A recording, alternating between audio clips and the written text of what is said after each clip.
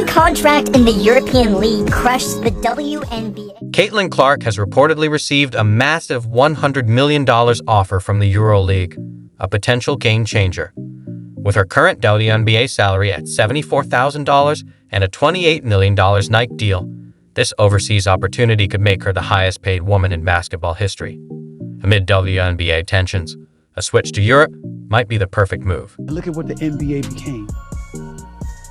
Even when Jordan was ascending and the league clearly saw that that was the dude, and Nike was marketing the living hell out of Michael Jordan. I want to be like Mike.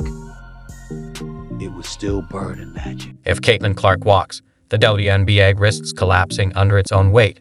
With no major star sponsorships left to lean on, the league may scramble to secure long-term deals just to stay afloat. Players could find themselves going from dreams of private jets to flying Spirit Airlines, a harsh reality check after a season of demands and expectations. To know that the highest paid WNBA player last season made $300,000. $300,000, the highest. But not only to make more than that, you're going to make the most money that any woman has ever made in the WNBA. Caitlin Clark reportedly turned down $5 million, showing she's focused on the game, not the paycheck. She's not asking for more, just playing. Meanwhile, Angel Reese's attitude has raised eyebrows, especially considering most rookies would be grateful for her salary. If Caitlin leaves for Europe, expect major shifts. The WNBA won't be the same, and neither will the noise from those who've been hating on her. Seeing her drop 50 on us next weekend, So I love her. I think she's the best player. Forget I ever said Paige is the best player in the country. I think she's the best player of all time. I don't know whoever said that I said that Paige is the best player in the country. The world of women's basketball is reeling after reports that the EuroLeague is ready to offer Caitlin Clark a jaw-dropping $100 million deal. This isn't just a record-breaking figure, it's a historic moment. Clark is more than a basketball star, she's a cultural force. Her on-court dominance is undeniable, but it's her ability to transcend the sport and capture global attention that sets her apart.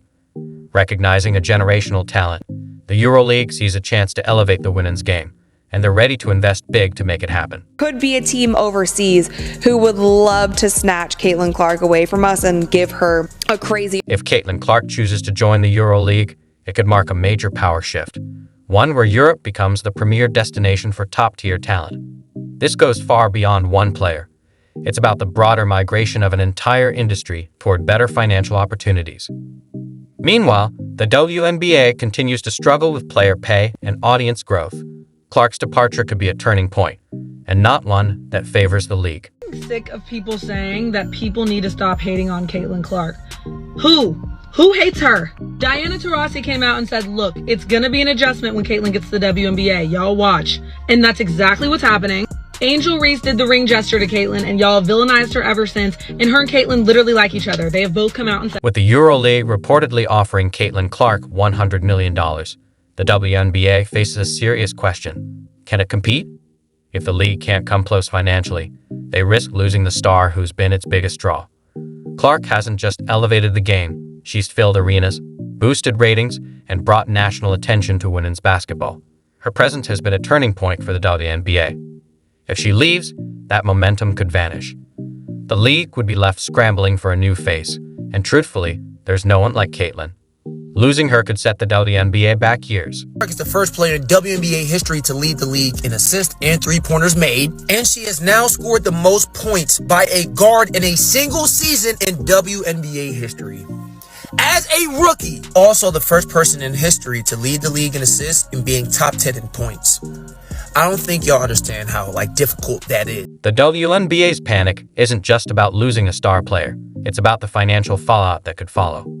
Major sponsors who partnered with the league because of Caitlin Clark's popularity may reconsider their deals. Media networks, which have increased their coverage thanks to her impact, might scale back their broadcasts. Without her, will fans still fill arenas, buy merchandise, or tune in? Caitlin Clark's departure could send shockwaves through the league, and the consequences may be devastating. Let's just say the ratings aren't the same with Caitlin Clark and the Indiana Fever now eliminated. Game 1 of the Aces Liberty matchup on Sunday drew an average of 929,000 viewers. Was down nearly 50% from last Sunday's FIBA Sun contest. By the way, not only was viewership down. Throughout the season, a subtle tension has been building within the WNBA, fueled by Caitlin Clark's rise to stardom.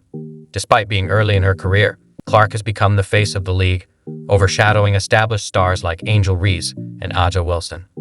For Reese in particular, the attention on Clark, paired with a massive EuroLeague offer, has been frustrating. Known for her outspoken nature, Reese has openly criticized the WNBA's pay structure, revealing that her salary doesn't even cover rent. It's a striking comment, highlighting the financial struggles that even the league's top talent face. But attendance was as well. While Caitlin Clark's meteoric rise has captivated the sports world, players like Angel Reese and Aja Wilson feel sidelined. Despite years of hard work and significant contributions to the WNBA's growth, they've yet to receive the same level of global recognition. With EuroLeague now offering Caitlin a massive deal, it only intensifies the frustration of players who fought for fair compensation and acknowledgement. The jealousy isn't just about money, it's about legacy. Reese and Wilson want to be remembered as pioneers of women's basketball, but with Clark stealing the spotlight and potentially heading to Europe, they fear being left in the shadows. Yo, I'm living beyond my means. It's like,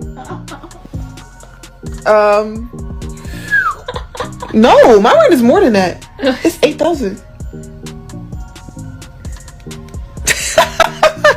I'm living beyond my means. Like y'all think, babe. If y'all thought, it's like, let me stop. People are talking about women's basketball, but you never would think that we'd be talking about women's basketball. I'll look back in 20 years and be like, yeah, the reason why we watching women's basketball is not just because of one person, it's because of me too, and I want y'all to realize. Clark, it seems like this entire season, she was the solution for so many things, but so many players, coaches, media people, so many people were also painting her out to be the problem. She could never do enough. She could never speak out enough. Her fans were the issue. Fever fans were the issue.